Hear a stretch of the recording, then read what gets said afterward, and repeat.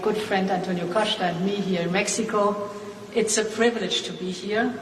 And yesterday I had also the privilege of sharing a deeply enriching exchange with a group of indigenous women at the Museum of Anthropology. Their wisdom, their strength and leadership are a powerful reminder of the richness and the resilience of the Mexican indigenous people. They presented me with this beautiful rebozo, and it is an honor for me to wear it on this historic occasion. Their communities have preserved knowledge, culture, and dignity across generations. Our responsibility is to listen to them, to stand alongside them with humility, and to support them. Strengthening gender equality is one of the many values shared by the European Union and by Mexico. And today we adopt a joint declaration on trade and gender equality so that our modernized agreement benefits women and men equally. And we launched 6 new projects worth 4 million euros. This is 80 million pesos. They all aim to fight violence against women and girls in Mexico and provide them with the support they need. Now, our global agreement that we just signed, and actually started in 1997, was among the most ambitious Europe had ever concluded. And the agreement is truly global from the outset, as it brought together political dialogue, cooperation, investment, and of course, trade. And today we upgraded this broad platform, and I want to thank Commissioner Maroš Šefčovič and Minister Marcelo Ebrard for their tireless work and skillful steer. And we have now this fantastic agreement that strengthened the former global agreement that we had, in line with our values, our joint priorities, and the challenges we share as partners in this world. Our modernized agreement deepens our cooperation on human rights. It reaffirms our commitment to multilateralism, to peace and global stability. It also anchors our common dedication to equality, fairness, and the empowerment of people. It reflects our engagements under the Paris Climate Agreement and for the protection of our planet. So, in sum, this agreement reflects who we are as partners: ambitious, reliable, forward-looking, and ever committed to delivering for our people. And this brings me to our trade commitments. The goal here is simple.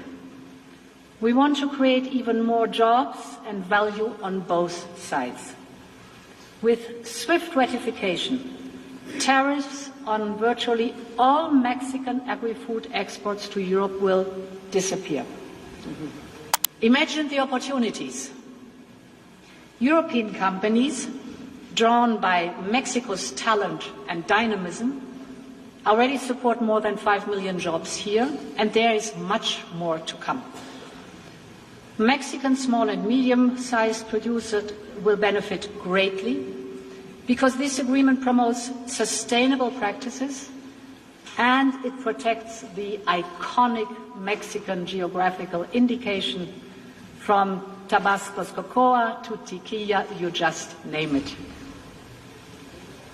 The modernized agreement now expands into areas that the original text never anticipated, from digital trade to public procurement. For Europe, the deal will make it easier for companies to invest, to provide services, and to compete for public contracts in Mexico. Of course, I also have a message for the European farmers. Mexico is a vast market of agri-food products. This agreement opens new opportunities for them. By removing tariffs, it can save EU agri-food exporters up to 100 million euros per year. And at the same time, and we also heard it in our business meeting, the health, the environment and the food standards remain fully protected. And finally, the agreement safeguards 568 EU geographical indications from Gouda to Feta, from prosciutto di Parma to Tiroler Speck, you just name it. Dear Claudia, today we give our agreement its big wings to fly by backing it with its own investment plan. That is an agenda that is fully aligned with your Plan Mexico, and it is Global Gateway on our side, the investment plan. Global Gateway is Europe's investment strategy for the world. It is mobilizing 5 billion euros, more than 100 billion pesos in Mexico.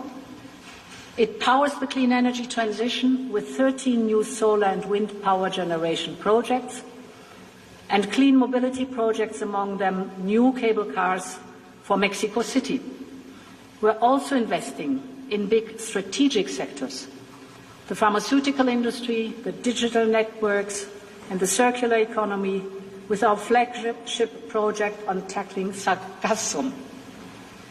The Global Gateway agenda is dynamic and designed to evolve, and this is why we are launching today new dialogues on energy, on health, and on digital.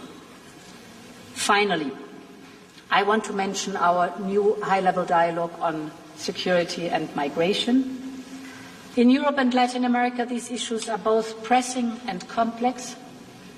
The dialogue will allow us to address them comprehensively, from strengthening law enforcement cooperation to tackling their root causes. Let me conclude. The EU-Mexico relationship has always been vibrant and dynamic. It is rooted not only in shared interests, but of course also in a shared culture. Thousands of Europeans found safe haven here during the wars that ravaged our continent in the last century.